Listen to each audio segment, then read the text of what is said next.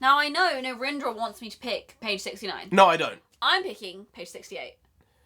I would have preferred 69 if I'm honest over 68, course but you would. 68, fact number 1. Number 1. Oof. A single sperm contains Oh, 69, baby. 37.5 megabytes of DNA information. Megabytes? One ejaculation represents a data transfer of 15,875 gigabytes, equivalent to the combined capacity of 62 MacBook Pros.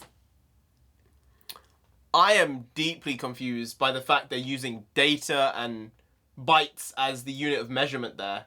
It's a bit weird. But DNA is information. It is.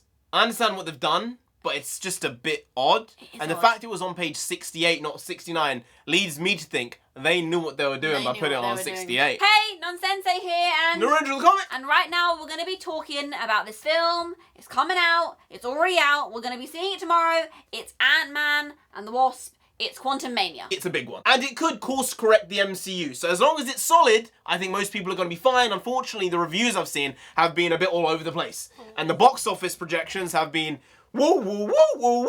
They've been going everywhere. Seesawing. Crazy. 120 million. Then other people saying 90. Other people saying 85. So I don't know where it's going to sit in terms of its opening weekend box office, but worldwide projections, that's what we're going to be doing here, because we did the Avatar projections, baby, and it seems like someone was correct and someone was incorrect. I'll put a W over the person who was correct. That's me. I was correct. As of right now. It ain't happening. It ain't happening on Sensei. It's not grossing another $250 million. Hey, if Ant-Man turns out to flop, people might say, you know what was good?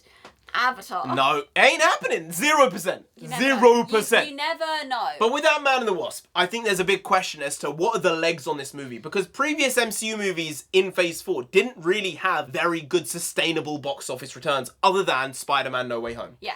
All the other ones had awful long-term projections, and it seems like this one is probably going to be the same. With an opening weekend supposedly of, say, 100 million, and internationally of 250 to 300, where do you think this movie is going to end up once it finishes its run? I think it could end up somewhere between 500 and 600 million. Wow, that low! Do you want to know what I think? I think that, like we've been saying for the past 2 years, MCU is on the down and down. As much as people want to say, no, I've enjoyed this particular film and this wasn't bad, in comparison to what it was, the shine has worn off.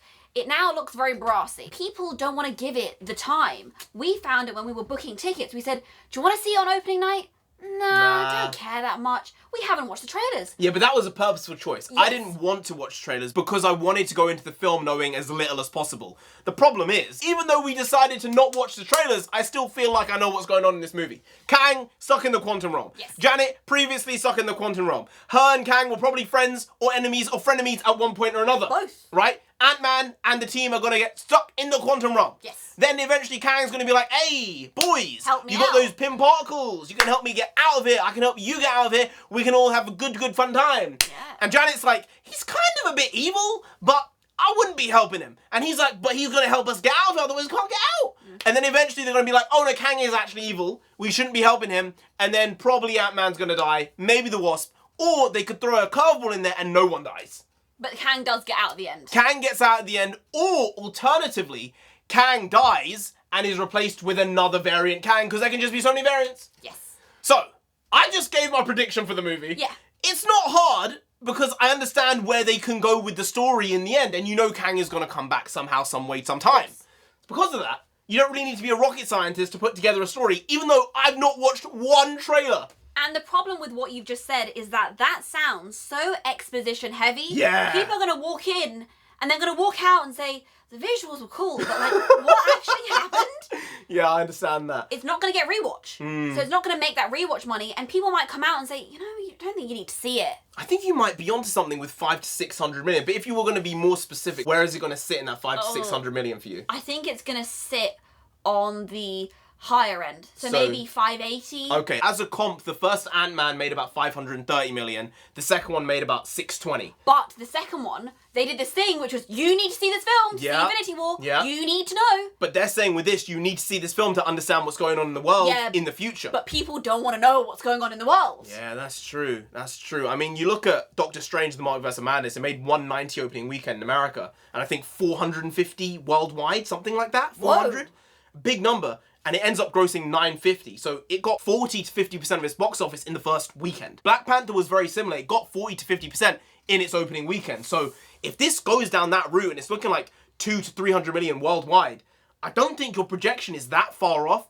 If you're saying 580, I'm gonna have to go a little higher, even though I think that's a good bet. It seems low because Thor Love and Thunder also only made 750. Yeah. But I'm gonna say 690. Ooh. And it might blow us out the water. If people like it, if fans like it, because it seems like the media are not loving it, but fans like it, it might make 750, 810, 820.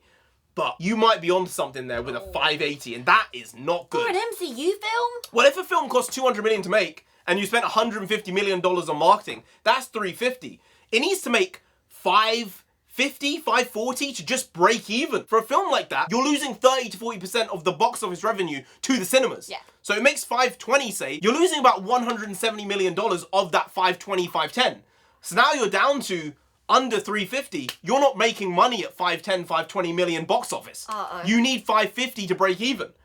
That's how it works. And it's nuts that those are the numbers involved here, but that's just the way it is. That's the type of money we're throwing about with these movies. And I do hope it's a success because I love Paul Rudd's Ant-Man. Evangeline Lilly is unbelievably stale as the Wasp. I think she's a decent actress, but in this role, she's been horribly miscast. Yeah. She always just feels bland and boring. Cardboard.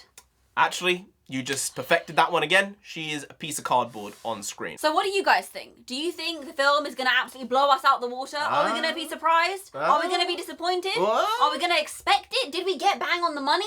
Let us know what you guys think. Let us know in the comments below.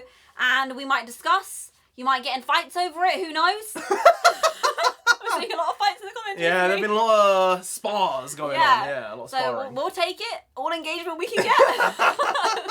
Anyway, guys, if you did enjoy this video, please do like, share, comment, and subscribe to the channel down there. If you didn't, then Ant-Man is gonna come after you. Now you don't want that, you really don't. So just subscribe anyway to avoid that. Now I've been NONSENSEI. I've been NarendraTheComic. You've been great, and we'll see you next time. That's tomorrow. If you don't know, we make a video every single day. Been doing it every day for over 1,500 days now, and we aren't stopping until we get 10,000 subscribers. So do subscribe. Pop back in tomorrow for some more quality shitty content, because hashtag never not here, just how it goes. We also bring the Bakwas. Bakwas means nonsense in Punjabi. We also bring that. Bring a lot, do a little. Bring the quality shitty content on a daily basis. So see you tomorrow for more the same, slightly different, but essentially the very same once more. See you then. Skadoosh. I got you! I got you! Take that, you friggin' psycho! I got you!